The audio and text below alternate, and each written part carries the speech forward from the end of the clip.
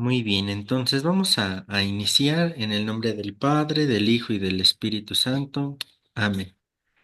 Oh alto y glorioso Dios, ilumina las Glorioso Dios, tinieblas de mi ilumina las de mi corazón, corazón. dame fe Dame fe, recta, libertad, esperanza esperanza, cierta, caridad caridad perfecta, perfecta, sentido y sentido y conocimiento, conocimiento, Señor, Señor, para para cumplir tu cumplir santo y tu veraz santo y veraz mandamiento. mandamiento.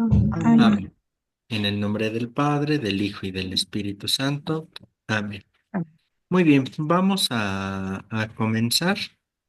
Este, Les voy a compartir pantalla para que podamos, iniciar. Denme un segundo.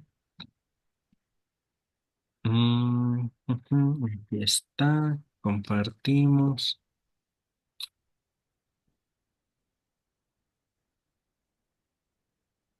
Muy bien. Entonces, estamos en el número 151 para quien tenga cualquier edición de la encíclica. Y si estamos en el documento que les envié, estamos en la página 36, ¿no? Que es el documento que se puede descargar de la página del Vaticano mismo, ¿no? Por eso ven que aquí no está como justificado en sus márgenes, está así como unos para acá, otros para allá, ¿no? Ya las en formato físico seguramente las que ustedes tienen pues también alineaditas y bueno, ¿no? Algunos detalles ahí de edición, pero bueno, estamos en el número 151 de de esto y vamos nosotros a iniciar. Entonces, ¿qué puede ayudarnos a iniciar nuestra lectura? La devoción del consuelo.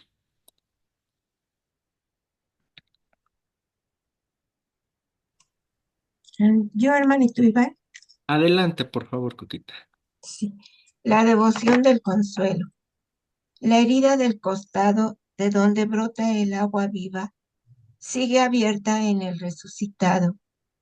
Esa gran herida producida por la lanza y las llagas de la corona de espinas que suelen aparecer en las representaciones del Sagrado Corazón son inseparables de esta devoción, porque en ellas se contempla el amor de Jesucristo que fue capaz de entregarse hasta el fin. El corazón del resucitado mantiene estas señales de la entrega total que implicó un intenso sufrimiento por nosotros. Por eso resulta de algún modo inevitable que el creyente desee reaccionar no solamente frente a ese gran amor, sino también ante el dolor que Cristo aceptó soportar por tanto amor, con él en la cruz. Vale la pena rescatar esa expresión de la experiencia espiritual desarrollada en torno al corazón de Cristo, el deseo interior de darle un consuelo. No trataré ahora la práctica de la reparación, que considero mejor situada en el contexto de la dimensión social de esta devoción, por lo cual la desarrollaré en el próximo capítulo. Ahora solo quisiera concentrarme en ese deseo que muchas veces brota en el corazón del creyente enamorado cuando contempla el misterio de la pasión de Cristo y la vive como un misterio que no solo se recuerda, sino que por la gracia se vuelve presente, o mejor, nos lleva a nosotros a estar místicamente presentes en ese momento redentor. Si el amado es el más importante, entonces, ¿cómo no querer consolarle? El Papa Pío XI intentó fundamentarlo invitándonos a reconocer que el misterio de la redención por la pasión de Cristo salta por la gracia de Dios todas las distancias del tiempo y del espacio, de modo que si Él en la cruz se entregaba también por los pecados futuros, los nuestros, de la misma manera nuestros actos ofrecidos hoy para su consuelo, traspasando los tiempos, llegaron a su corazón herido, que si a causa también de nuestros pecados futuros, pero previstos, el alma de Cristo Jesús estuvo triste hasta la muerte. Sin duda algún consuelo recibiría de nuestra reparación también futura, pero prevista, cuando el ángel del cielo se le apareció para consolar su corazón, oprimido de tristeza y angustias. Así, aún podemos y debemos consolar aquel corazón sacratísimo, incesantemente ofendido por los pecados y la ingratitud de los hombres, por este modo admirable pero verdadero. Las razones del corazón. Puede parecer que esta expresión de la devoción no tiene suficiente sustento teológico. Sin embargo, el corazón tiene sus razones. El sensus fidelium intuye que aquí hay algo misterioso, más allá de nuestra lógica humana, y que la pasión de Cristo no es un mero hecho del pasado. Podemos participar en ella desde la fe, meditar la entrega de Cristo en la cruz para la piedad de los fieles es algo mayor que un mero recuerdo. Esta convicción está sólidamente fundada en la teología. A esto se une la conciencia del propio pecado, que él cargó sobre sus hombros heridos, y de la propia inadecuación frente a tanto amor que siempre nos sobrepasa infinitamente.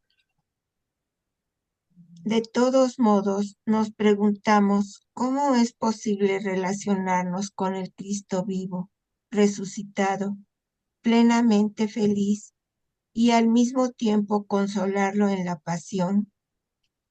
Consideremos el hecho de que el corazón resucitado conserva su herida como memoria constante y que la acción de la gracia provoca una experiencia que no se contiene enteramente en el instante cronológico. Estas dos convicciones nos permiten admitir que estamos ante una vía mística que supera los intentos de la razón y expresa lo que la misma palabra de Dios nos sugiere. Mas, escribe el Papa Pío XI, ¿cómo podrán estos actos de reparación consolar a Cristo, que dichosamente reina en los cielos? Respondemos con palabras de San Agustín. Dame un corazón que ame y sentirá lo que digo. Un alma de veras amante de Dios, si mira al tiempo pasado, ve a Jesucristo trabajando, doliente, sufriendo durísimas penas por nosotros los hombres y por nuestra salvación.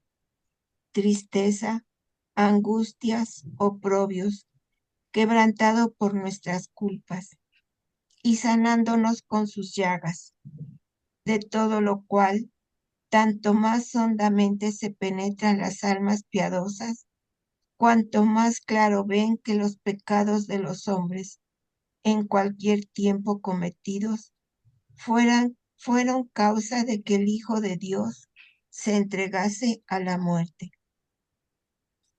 Esta enseñanza de Pío XI merece ser tenida en cuenta, pues cuando la Eucaristía sostiene que los creyentes que no viven de acuerdo con su fe, por su cuenta vuelven a crucificar al Hijo de Dios, o que cuando soporto padecimientos por los demás, completo en mi carne lo que falta a los padecimientos de Cristo, o que Cristo en su pasión oró no solamente por sus discípulos de entonces, sino por los que, gracias a su palabra, creerán en él.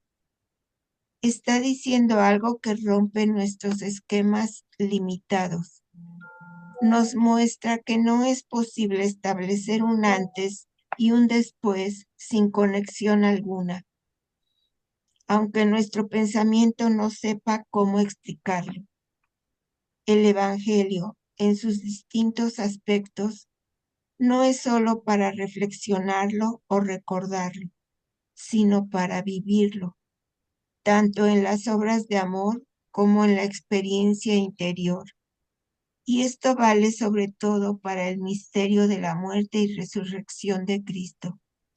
Las separaciones temporales que nuestra mente utiliza no parecen contener la verdad en esta experiencia creyente, donde se funden la unión con Cristo sufriente y a la vez la potencia, el consuelo y la amistad que gozamos con el resucitado.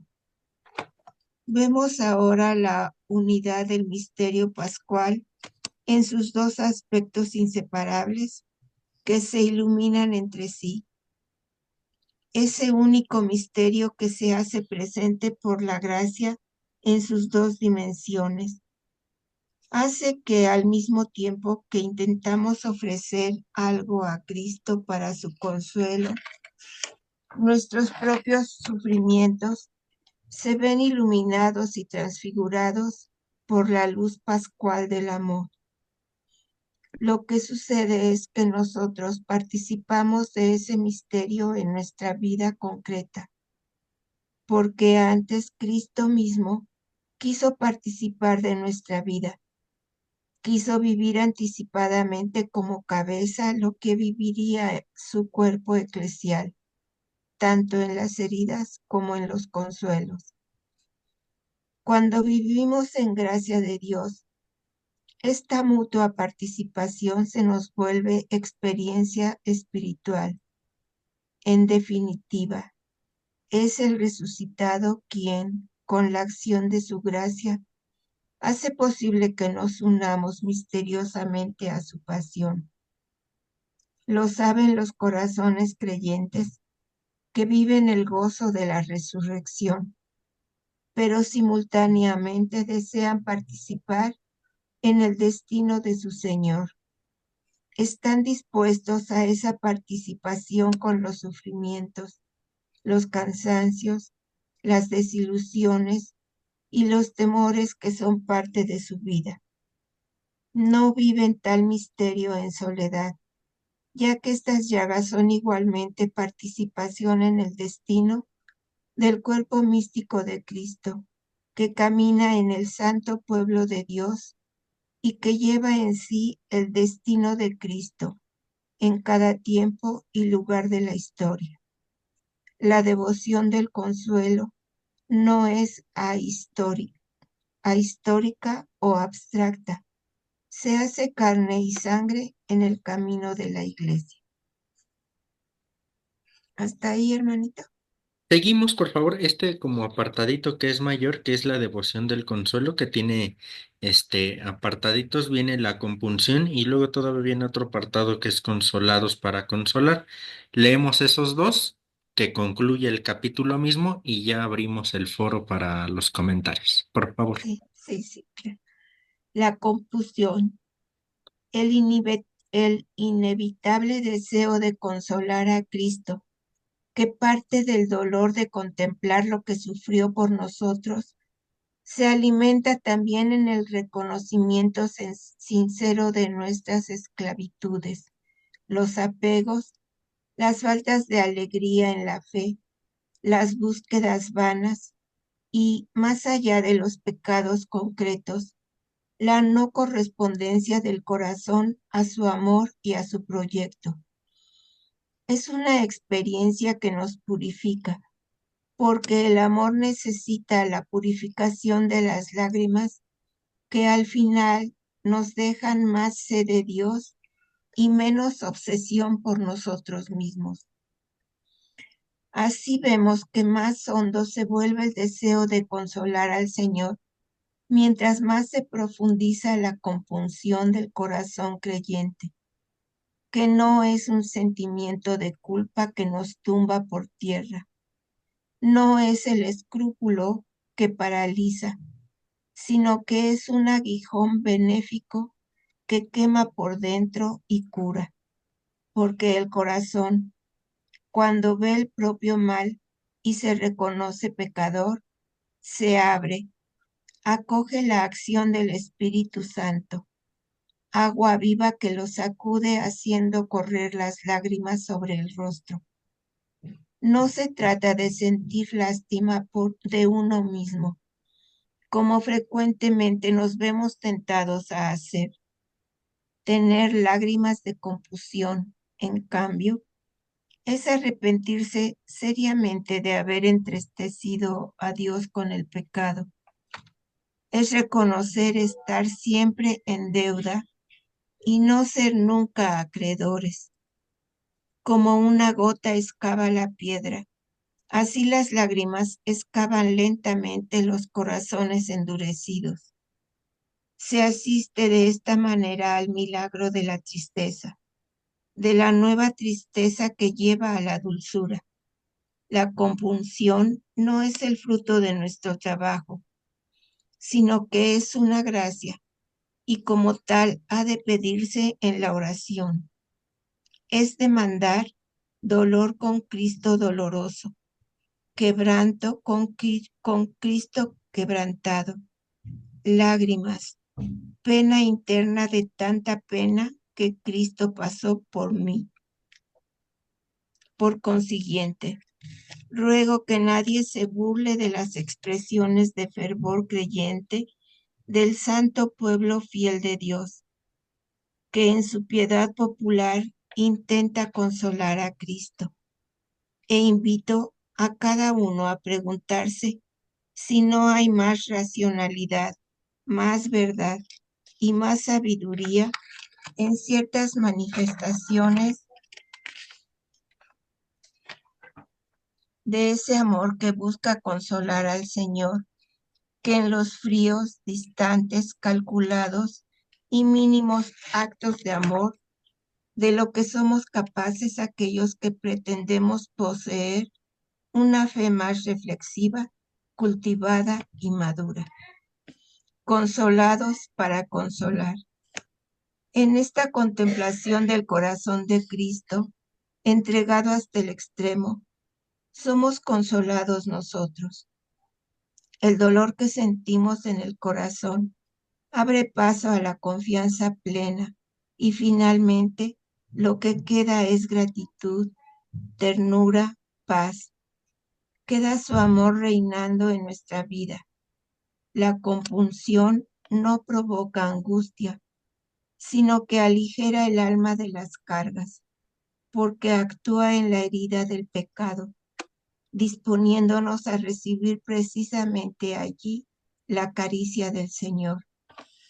Y nuestro dolor se une al dolor de Cristo en la cruz, pues cuando decimos que la gracia nos permite saltar todas las distancias, esto significa además que Cristo, cuando sufría, se unía a todos los sufrimientos de sus discípulos a lo largo de la historia. De ese modo, si sufrimos, podemos vivir el consuelo interior de saber que el mismo Cristo sufre con nosotros. Deseando consolarle, salimos consolados. Pero en algún momento de esta contemplación del corazón creyente, debe resonar aquel dramático reclamo del Señor. Consuelen, consuelen a mi pueblo. Y nos viene a la memoria las palabras de San Pablo, que nos recuerda que Dios nos consuela, para que nosotros podamos dar a los que sufren el mismo consuelo que recibimos de Dios. Esto nos invita ahora a tratar de ahondar en la dimensión comunitaria, social y misionera de toda auténtica devoción al corazón de Cristo, porque al mismo tiempo que el corazón de Cristo nos lleva al Padre, nos envía a los hermanos en los frutos de servicio, fraternidad y misión que el corazón de Cristo produce a través de nosotros, se cumple la voluntad del Padre. De este modo se cierra el círculo. La gloria de mi Padre consiste en que ustedes den fruto abundante. Nos detenemos aquí un momentito porque ya esto nos daría apertura al capítulo 5 o al apartado quinto. Les invito a que reflexionemos en un par de ideas que iba aquí anotando y en ese sentido, pues viendo también otras ideas que a ustedes les puedan interesar. Porque miren, esto último que hemos leído, que es la devoción del consuelo, les invito a que pensemos en la solidaridad como en el centro de todos estos números que ahora Cuquita nos hizo favor de leer, porque miren, nosotros hablamos justamente, o la encíclica nos ha hablado ahora, del estar completando el dolor de Cristo o el sacrificio de Cristo. ¿No? Por un lado, hay que entender dos cosas que el Papa me parece insiste muy bien. Una es entender que las expresiones son a nivel devoción, que claro, vienen en la escritura, pero vienen a nivel devoción. Pero por el otro lado también dice, hey, no se vayan solo que porque como es devoción, no tiene sentido. Se está como en esa idea entre devoción y a nivel teológico. ¿Por qué? Porque a nivel teológico la problemática de decir que se completan el sacrificio de Cristo sería entonces deducir que el sacrificio de Cristo no fue completo. ¿Me explico? Cuando alguien completa algo es porque está incompleto. Así de sencillo, ¿no? Bajo esta lógica. Entonces, si asumimos esta perspectiva, el sacrificio de Cristo no estaría completo y si no estaría completo, habría que preguntarnos si en realidad nos redimió o hace falta algo para ser redimidos. Se fijan ahí a nivel lógico cómo queda debiendo algo, ¿no? Que a nivel teológico nos puede meter en problemas. Por eso les digo que a nivel devoción guión teológico porque no están peleados, pero sí tenemos que decir que cada uno de estos tiene su propio lenguaje, ¿eh? Ojo con esto.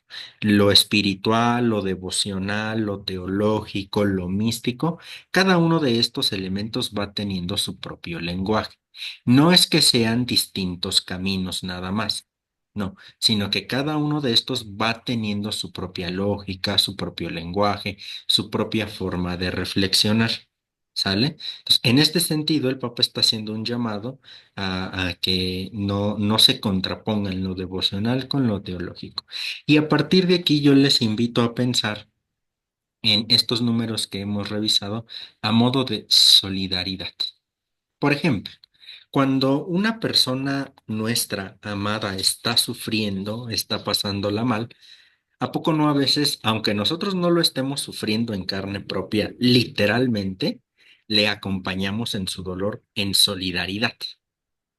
¿No? De alguna manera es pues no con exactitud, pero estar viviendo lo que la otra persona vive, ¿no? Sobre todo cuando es una persona sumamente cercana a nosotros. Claro, si hablamos de una persona que apenas sí vemos, pues es menos posible esta realidad, ¿no? Si acaso nos sacara de onda la noticia, la dificultad que tiene, pero pues hasta ahí. Pero en cambio, si es una persona a la que amamos, su situación nos afecta aunque nosotros no estemos viviendo tal cual esa situación. ¿Vamos bien aquí con este ejemplo? Entonces, si hablamos, me parece, de esta solidaridad, tendríamos que hablar en un primer momento de la solidaridad de Jesucristo, del Verbo encarnado, porque Él en solidaridad abandonó su prerrogativa divina, abandonó estos privilegios divinos para hacerse hombre. Y ahí viene una primera solidaridad de Él hacia nosotros. Y también se ha solidarizado con todos nosotros en los sufrimientos, en los avatares o vicisitudes de la vida, etcétera, etcétera, ¿no? Y me parece que esta expresión de completar o de ver nuestro dolor con el dolor de Cristo, me parece que tendríamos que verlo, o yo les invito a que lo veamos, no de manera literal, no tal cual sino de esta manera compasiva. Compasiva viene de tener el mismo corazón, la misma pasión, compasión, ¿no? Compasiva. Tener la misma pasión por eso, por aquello, por la pasión que tiene Cuquita, yo me siento identificado y ahí de alguna manera nos identificamos más. ¿No? Entonces, en este sentido, les invito a que pensemos en un primer momento en esta solidaridad que el verbo tiene cuando se encarna, solidaridad con nosotros, solidaridad en todas nuestras dificultades, ¿no? Porque al menos la escritura nos da señal de que el Señor Jesús se enojó, ¿no? Lloró, ¿no? Como cosas muy puntuales. No descartamos pues que era sonriente, que se reía, que tenía hambre. Bueno, si ahí vemos los discípulos de Maús, si bien no se precisa en el texto exacto que come, sino que pide de comer o que está en torno a la mesa, ¿no? Pero que van siendo estas características. Y esta solidaridad, justamente que en la encarnación se hace historia. Ya no es un Dios que dice que está y se hace valer de otros medios para hacernos saber que está. No, ahora lo hace por medio de su Hijo mismo, en la historia. Y entonces, si hablamos de esta solidaridad, entonces por eso podemos hablar de la compunción, ¿no? La compunción es este dolor de haber pecado, este dolor de haber ofendido a Dios. Pero si, fíjense, si lo vamos leyendo en esta lógica que les digo de la solidaridad, es un dolor por no ser solidarios con el Señor Jesús, ¿no? Volvemos al punto original o al ejemplo original del que hemos partido, ¿no? Es un compartir la situación difícil de Lulu, ¿no? Y entonces, si yo no ya comparto la situación de dolor de Lulu por cualquier situación, entonces es común estar faltando a la solidaridad. ¿Me explico? Por eso hay como nuestra categoría en esto, el ser solidarios. Y entonces es este dolor de ahora no ser solidarios con Jesús, que en primera instancia, cuando se encarna el Verbo, es solidario con nosotros. Fíjense que viene interesante porque viene este tercer punto que me gustaría rescatar y ya con esto dejo el foro abierto, porque este consolados para consolar no es otra cosa que compartir, en esta lógica de ideas que les digo, de compartir la experiencia de solidaridad que yo he experimentado con Jesús. Bien decimos, nadie da lo que no tiene. ¿Y yo cómo puedo ser consolar? Pues yo cómo puedo consolar a Noelia si antes yo no he experimentado el consuelo, ¿no? Y un consuelo bien específico, no cualquier consuelo. No nada más un consuelo de que me raspé la rodilla, me soban y se acabó, ¿no? Un consuelo existencial, profundo. Entonces, desde este sentido, el consolados para consolar, tendríamos que partir de la propia experiencia del haber sido consolados por el Señor Jesús en nuestra compunción, en nuestro dolor de haber sido no solidarios con Él. ¿Y cómo somos no solidarios con Él? Echando por la borda lo que hizo por nosotros, que fue encarnarse, asumir el proyecto del reino de Dios, morir por el proyecto del reino de Dios. ¿No? Que hemos dicho en otros momentos, el reino es un mundo justo, un mundo de verdad, de vida para todos nosotros. No ser solidarios con él es tirar a la basura esto. Entonces, son elementos que yo arrojo aquí para la reflexión. ¿Algún comentario por parte de ustedes? ¿Alguna reflexión? ¿Alguna línea que les gustaría resaltar? ¿Algún comentario de lo que estoy yo ahora diciendo? ¿Cómo ven estos puntitos?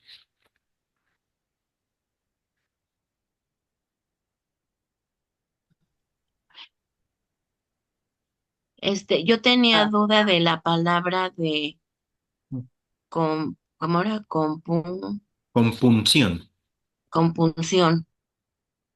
Ah, les digo, la compunción es este dolor de haber pecado, el dolor de haber ofendido a Dios. Es una forma de decirlo.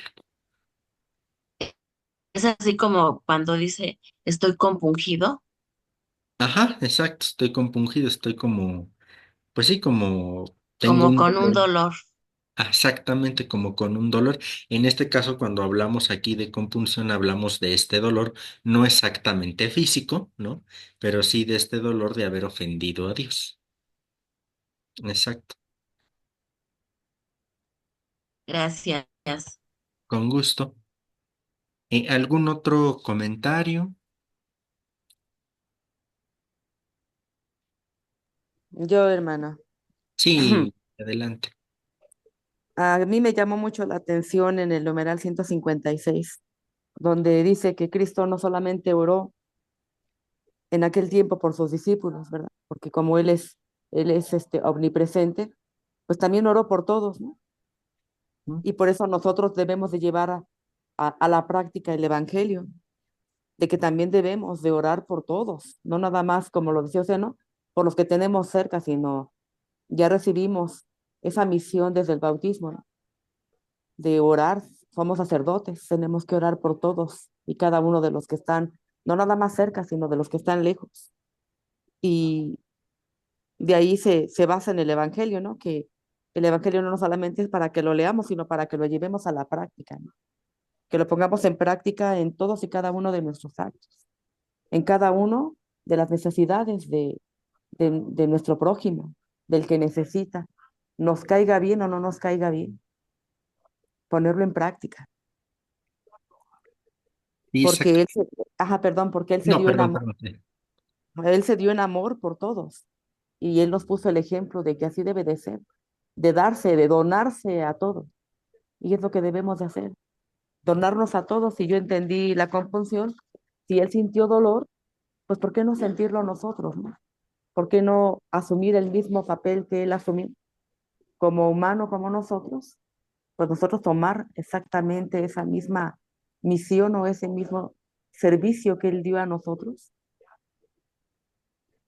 sufrir por nosotros, pero no de la manera de, yo antes lo veía así, sufrió por mí y darme de golpes, ¿no? Porque por mi culpa lo colgaron, por mi culpa lo mataron, pero no fue así, ¿no? Fue una entrega de amor, fue una entrega de amor y en esa misma entrega de amor yo tengo que entregarme a los demás, aunque no me caiga bien la persona, ¿no? Tengo que hacerlo porque ya recibí el ejemplo de que así debe de ser, porque yo lo veo como que ese es un aroma agradable a Dios cuando yo hago esas buenas obras.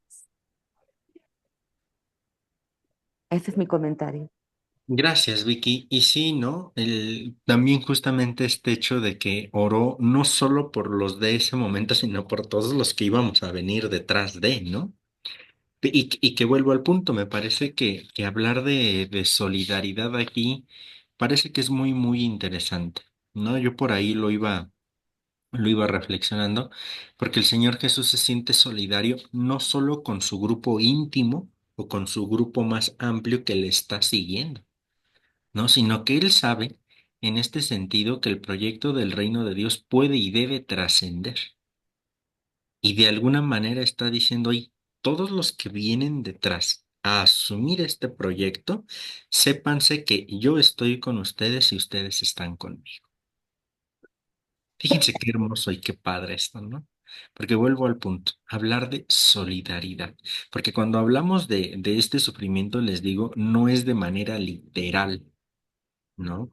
Pero que eso también debe de llevar a entender, como el Papa Francisco nos precisa, que entonces pues es cosa ahí pues están loquitos, ¿no? O quién sabe. No, sino que es algo que nos debe de hacer solidarios. Vuelvo al ejemplo este de cuando un ser amado nuestro está sufriendo.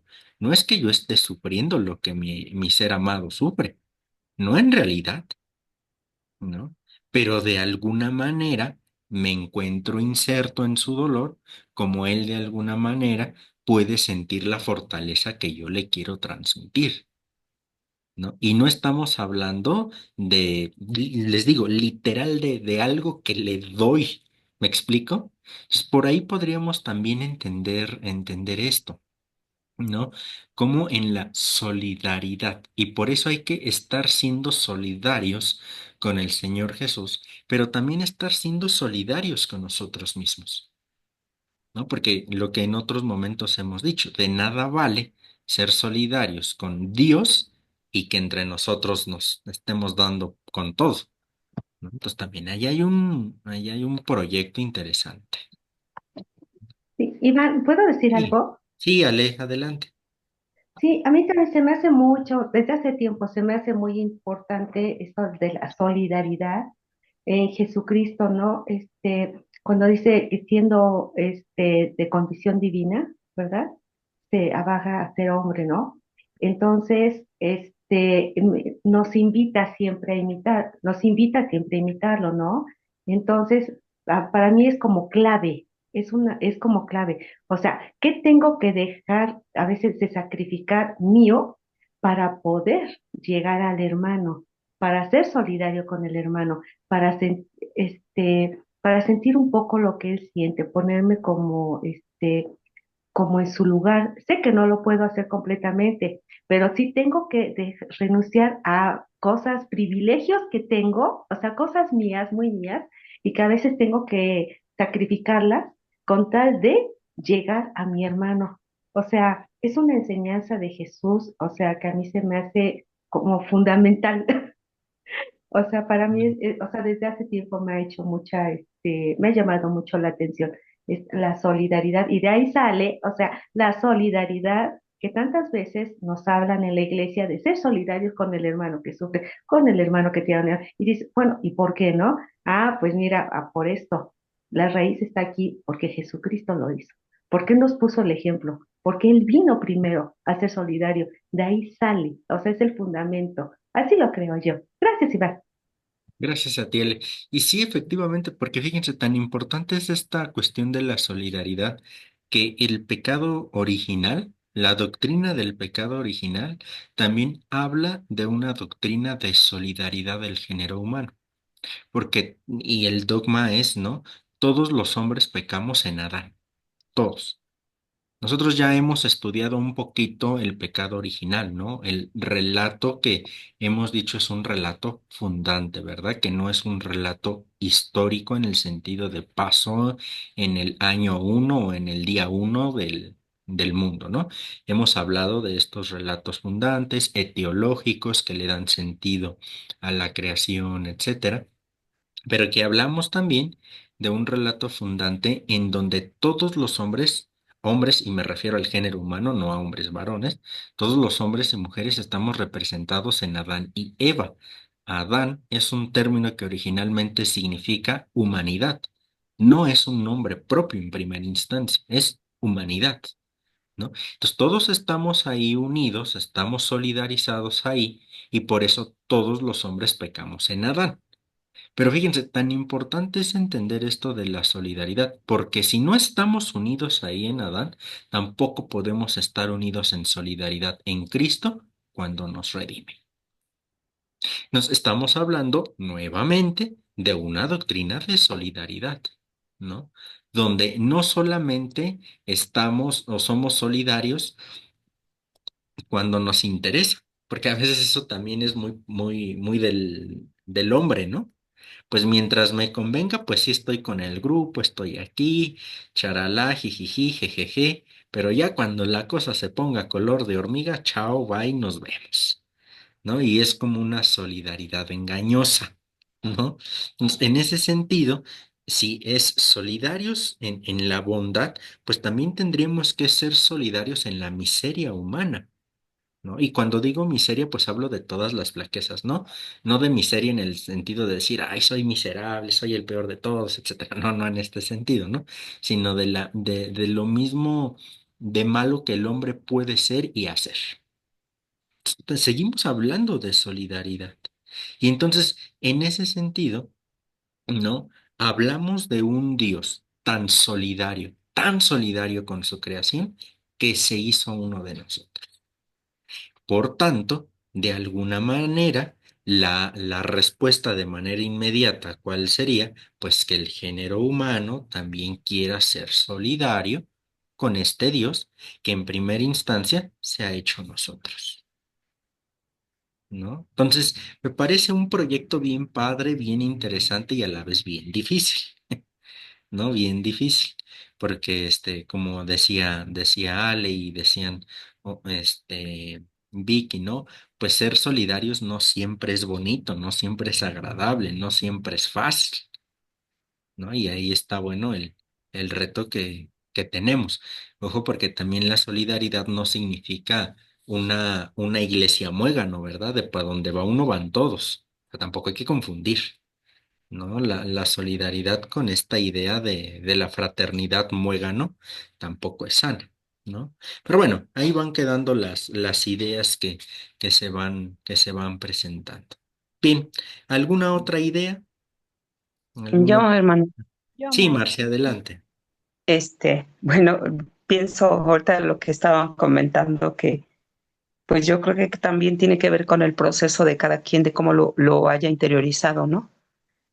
Porque, por ejemplo, cuando participamos en la hora santa y llevamos la oración, pues sentimos esa gran responsabilidad, ese gran compromiso cuando estamos hablándole a Jesús, digamos, cara a cara, cuando está ahí. Entonces, pues todo el tiempo lo tenemos en conciencia, ¿no? De lo que a veces ahorita usted, bueno, comentaron de la solidaridad.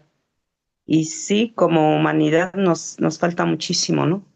Tenemos que llegar, pues en ese camino, eh, reflexionando siempre en nuestros actos, en nuestras actitudes, en nuestras vivencias, porque pues sí fallamos, nos damos cuenta que fallamos mucho, pero tenemos que seguir adelante. Ujú. Sí, sí, y que justamente esta lógica de ideas va a venir todavía un poquito en los siguientes números, ¿no? Ya hablar de la solidaridad, porque ahora hemos hablado más de la solidaridad de Jesucristo con nosotros y de nosotros para con Jesucristo, para con Dios, ¿no? En sentido amplio. Y ya hemos hablado también de la solidaridad entre nosotros, que los siguientes puntos de la encíclica justamente eso van a tratar del ser solidarios o en palabras de la encíclica, prolongar su amor, el de Jesucristo, en los hermanos. ¿No? Y que si nos sumamos a esta lógica en la que venimos, pues es esta experiencia de solidaridad que yo he tenido de Jesús para conmigo, ahora extenderla a los hermanos, ¿no? Bien, ¿alguna otra pregunta o le damos otros numeritos? Adelante. Yo, Quiero maestro. compartir algo. Ah, bueno. Bueno, Luego yo tú me- nada más quería comentar Sí. bueno, que nuestro Señor Jesús siempre en su escritura nos invita en todo momento a hacer lo que Él hizo con sus discípulos, con los demás, y lo vemos en el lavatorio de pies. Como dicen, Él dejó su divinidad y se hizo siervo, ¿no? Entonces, y nos invita a lo que yo he hecho con ustedes háganlo entre ustedes, y ahí lo extiende, yo creo que entre pues, todo el que lo necesite en ese momento. Y pues esa invitación a veces nos cuesta y somos a veces muy indiferentes a la necesidad del hermano. Y nuestro Señor nunca fue indiferente, siempre se prestó a atender las necesidades de quien se acercaba a Él. Entonces, a pesar de que es difícil, yo creo que sí es empeñarnos, como dice una de las hermanitas, o incluso al que te hizo el mal. Si Él necesita en ese momento de ti, pues dáselo lo que ocupe, o si está obviamente a tu alcance, ¿verdad? Pero es eso, no ser indiferentes a la necesidad de los demás. Lo podemos, a lo mejor hay cosas que no están a nuestro alcance, pero sí podemos hacer una oración por esa persona que está lejos y que está pasando por un mal momento. Como usted decía, que el sufrimiento de los demás los podamos nosotros no sentir de la misma manera, pero sí como solidarizándonos con esa persona. Como ahorita el Papa, pues hay cosas que están fuera de nuestro alcance, pero sí unirnos en oración para que se mejore y esté bien. Y igual así con los que están en guerra, por los que están sufriendo hambre. Hay tantas maneras, dice, a lo mejor no está al alcance de ir y estar ahí, pero sí con oración, pues es lo que nos dijo nuestro Señor, oren unos por otros. Eso sería más. Sí, gracias, Gloria, sí, ¿no? Y que ya va siendo parte de este ser solidario con el hermano, ¿no? Muy bien. Cari, te escuchamos. Bueno, yo cuando estaban, bueno, estaba la hermana con la lectura, luego, bueno, mi mente se enfocó luego en la Eucaristía, que es en donde, bueno, Jesús está, solidarizándose con nosotros, porque, bueno, en una parte de la Biblia dice que Dios siempre ha buscado la salvación del pueblo, porque Él junto, o sea, con nosotros, Él padece. Y en Gálatas, en 4:19 dice, sufro por ustedes dolores de alumbramiento hasta que Cristo haya tomado la forma de ustedes. Por ello nos da una ayuda mal, en este mal que quedaron inscritos por Moisés. Entonces ahí yo siento que no, bueno, que Dios por eso mandó a Jesús y Jesús al morir, por eso, ves que igual Jesús lo dijo en que el que coma de este pan y beba de este vino vivirá para siempre. Entonces nosotros debemos de reconocer siempre nuestros errores, nuestras faltas y ser sinceros. Siento que habla más aquí del sacramento de la confesión y de la comunión, para que seamos, como dicen, el alter Cristo, ¿o cómo se llama? Alter Christus. Ajá. Esto, bueno, que yo así lo entiendo, que es imitarlo a él, conocer nuestros defectos y irlo imitando, y la Eucaristía es la que nos va a ir ayudando a cambiar nuestros aspectos negativos, que a lo mejor lo podemos llegar a notar, supongamos algún defecto y supongamos en algún acto que se nos llegue a presentar, vemos que ya no tenemos esa misma reacción, pero no es gracias a nosotros, sino es gracias a Dios de que fuimos sinceros en nuestra confesión, fuimos sinceros con Él, y la Eucaristía es la que nos va ayudando a esta misma transformación.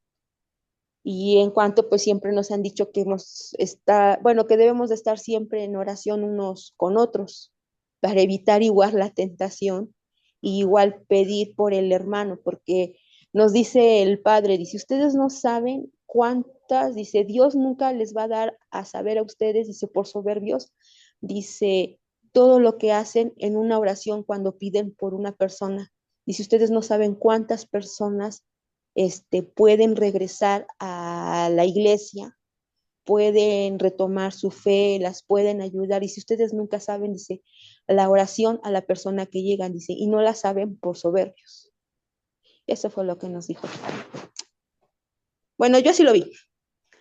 Sí, Ya, ese es mi punto de gracias, vista. Cari. Sí, Gracias, gracias. Y sí, y ahí justo ya en la Eucaristía como que tenemos esta expresión más pura, ¿no? De la solidaridad de Cristo que se ha querido quedar con nosotros de una manera única y original en las especies de pan y de vino convertidos en cuerpo y sangre. Entonces también justo ahí esto de solidaridad. Pues si les parece, leemos otros numeritos, si no, no vamos a acabar con la encíclica. Entonces, o ya tienen sueño. No, Ivonne, está bien.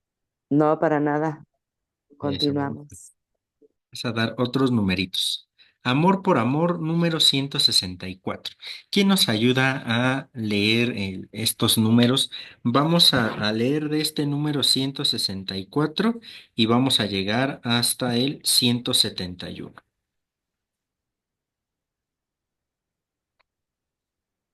¿Puedo iniciar, Iván? Sí, adelante, por favor, Noel. En las experiencias espirituales de Santa Margarita María, junto a la ardiente declaración de amor de Jesucristo, encontramos también una resonancia interior que interpela a dar la vida. Sabernos amados y depositar toda la confianza en ese amor no significa anular todas nuestras capacidades de entrega, no implica renunciar al imparable deseo de dar algunas respuestas desde nuestras pequeñas y limitadas capacidades. un lamento y un pedido. A partir de la segunda gran manifestación a Santa Margarita, Jesús expresa el dolor porque su gran amor a los hombres no recibe a cambio por, por procurar su bien, sino frialdad y repulsas, ingratitudes y desprecios. Esto, dice el Señor, me es mucho más sensible que cuanto he sufrido en mi pasión. Jesús habla de su sed de ser amado. Nos muestra que no es indiferente a su corazón la reacción que nosotros tengamos ante su deseo. Tengo sed, pero una sed tan ardiente de ser amado de los hombres en el Santísimo Sacramento, que esta sed me consume y no hallo nadie que se esfuerce según mi deseo en apagármela, correspondiendo de alguna manera a mi amor. El pedido de Jesús es amor. Cuando el corazón creyente lo descubre, la respuesta que brota espontáneamente no consiste en una pesada búsqueda de sacrificios o en el mero cumplimiento de de un pesado deber. Es cuestión de amor. Recibí de Dios gracias excesivas de su amor y sintiéndome movida del deseo, corresponderle en algo y rendirle amor por amor. Así enseña León XIII, escribiendo que, mediante la imagen del Sagrado Corazón, la caridad de Cristo nos incita a devolverle amor por amor. Prolongar su amor en los hermanos. Necesitamos volver a la palabra de Dios para reconocer que la mejor respuesta al amor de su corazón es el amor a los hermanos. No hay amor, no hay mayor gesto que podamos ofrecerle para devolver amor por amor. La palabra de Dios lo dice con total claridad. Les aseguro que cada vez que lo hicieron con el más pequeño de mis hermanos, lo hicieron conmigo. Toda la ley está resumida plenamente en este precepto: amarás a tu prójimo como a ti mismo. Nosotros sabemos que hemos pasado de la muerte a la vida porque amamos a nuestros hermanos. El que no ama pertenece en la muerte. ¿Cómo puede amar a Dios quien no ve? El que no ama a su hermano, ¿a quien ve?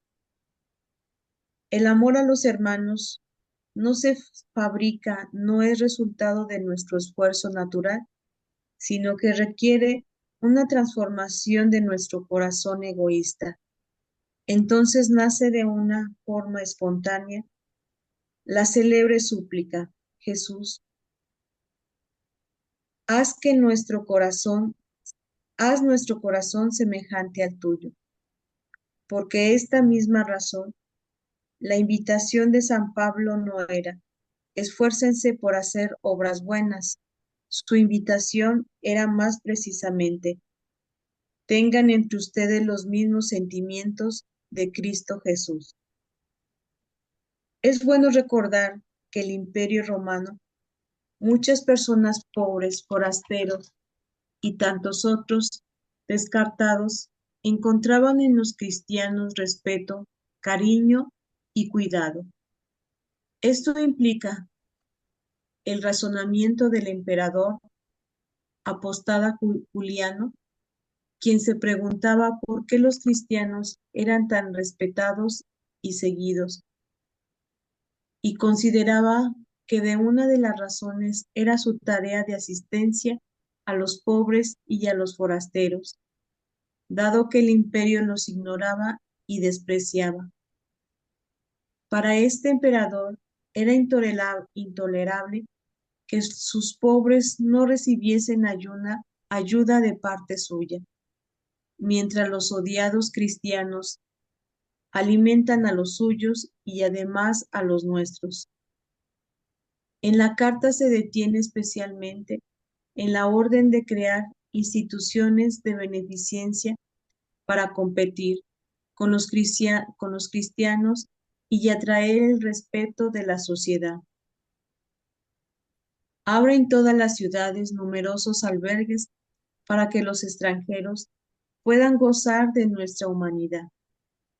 Acostumbra a los helenos a los actos de beneficencia, pero no logró su objetivo seguramente porque detrás de estas obras no había algo semejante al amor cristiano que permitía reconocer a cada persona una digna y única.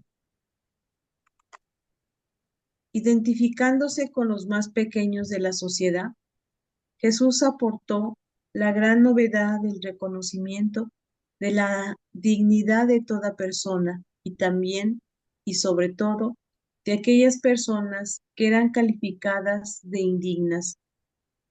Este nuevo principio de la historia humana, por el que el ser humano es más digno de respeto y amor, cuanto más débil, miserable y sufriente, hasta el punto de perder la propia figura humana, ha cambiado la faz del mundo, dando lugar a instituciones que se ocupan de personas en condiciones inhumanas. Los neonatos abandonados, los huérfanos, los ancianos en soledad, los enfermos mentales, personas con enfermedades incurables o graves malformaciones y aquellos que viven en la calle. Aún desde este punto de vista de la herida de su corazón, la mirada digna al Señor, que tomó nuestras debilidades y cargó sobre sí nuestras enfermedades, nos ayuda a prestar más atención al sufrimiento y a las carencias de los demás. Nos hace fuertes para participar por su obra de liberación, como instrumento para la difusión de su amor. Si contemplamos la entrega de Cristo por todos, que se nos vuelve inevitable preguntarnos por qué no somos capaces de dar la vida por los demás. En esto hemos conocido el amor en que Él entregó su vida por nosotros. Por eso también nosotros debemos de dar la vida por nuestros hermanos. Gracias, Noelia. Nos detenemos aquí, que era lo que les decía, ¿no? De alguna manera viene todavía diciendo ahora, no solamente es la solidaridad de ti o de yo personalmente con Jesucristo, sino ahora es una solidaridad ampliada para con nuestros semejantes, ¿no? Que de alguna manera son puntos que hemos ido tocando ya el día de hoy, ¿no? ¿Algún comentario de esto?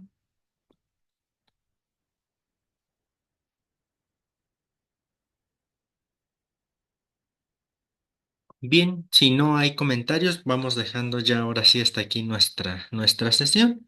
Ya nada más denme un minutito para compartirles la invitación de las próximas charlas. Este mes, como es más cortito, pues se hace como más pronto la charla de alguna manera, ¿no? Entonces, vamos a revisar, les invito a que nos reunamos para hablar sobre las tentaciones del Hijo de Dios, ya la preparación para el inicio de Cuaresma. Ya Cuaresma inicia el 26, el miércoles es 26, a la siguiente semana es miércoles de ceniza, entonces estamos ya como muy cercanitos a esto. Es el 26, el 5 de febrero de marzo inicia la cuaresma, el 5 de marzo. Entonces, Así es. ya estaríamos este miércoles y jueves haciendo la preparación para ya iniciar nuestra cuaresma. Entonces, en ese sentido nos vamos a centrar en las tentaciones del Hijo de Dios. quise que lo vayamos viendo desde aquí, no las tentaciones sin más de Jesús, porque si ustedes ponen atención o leen las tentaciones en los evangelios que se nos presentan, las tentaciones son en función de si tú eres hijo de Dios, haz esto. No, no es nada más así como la tentación X, sino es el razonamiento del demonio es, si tú eres hijo de Dios, entonces esto. Si tú eres hijo de Dios, entonces aquello. Lo está probando en este sentido, ¿no? En la lógica del relato. Vamos a ir partiendo de esto. Vamos a hablar de las tentaciones de Jesús, que es un relato programático este del desierto. Es decir, que no solo ahí tuvo estas tentaciones, que sino a lo largo de todo su ministerio, pero que el relato las quiere agrupar. Vamos a ver el significado del desierto, en fin, estas características ya con la idea de preparación para el inicio de nuestra cuaresma, ¿no? Entonces, el día de reunión sería miércoles 26 y jueves 27 de febrero. Entonces, dentro de 8 días no tendríamos club, pero tendríamos las charlas, ¿no? Ya saben, les voy a mandar la invitación a nivel grupal o en el grupo que tenemos y ya que se vayan acercando los días, les recuerdo a nivel personal por medio del chat de difusión, ¿no? Muy bien. Para que ahí también lo puedan tener presente y ya ir encaminándonos a la cuaresma. Yo quería que este mes viéramos el título Hijo de Dios en sí mismo, pero me parece más conveniente ahora ver las tentaciones del Hijo de Dios y luego que partiendo de este tema vayamos a la expresión o al título cristológico a nivel teológico, ¿qué es eso de ser Hijo de Dios? Claro. Ujú. Entonces, ese va a ser como nuestro recorrido que vamos a hacer. Entonces, aquí la invitación, les digo, esta semana se las envío por el grupo para que lo vayan contemplando y ya luego que la próxima semana, lunes, martes, ya se las envío a nivel personal, ¿no? Ya por la lista de difusión, para recordarles, recuerden nada más confirmarme que quieren participar independientemente de si pueden o no pueden o cuándo pueden dar la cooperación, ¿sale? Para que yo los contemple en la lista, ¿no? Para también tenerlos ahí, eso, ¿sale? Claro que sí. Ok. Sí, hermano, muchas gracias. Muy bien, pues vámonos a descansar por el día de hoy. eh, Vamos. Gracias, buenas noches.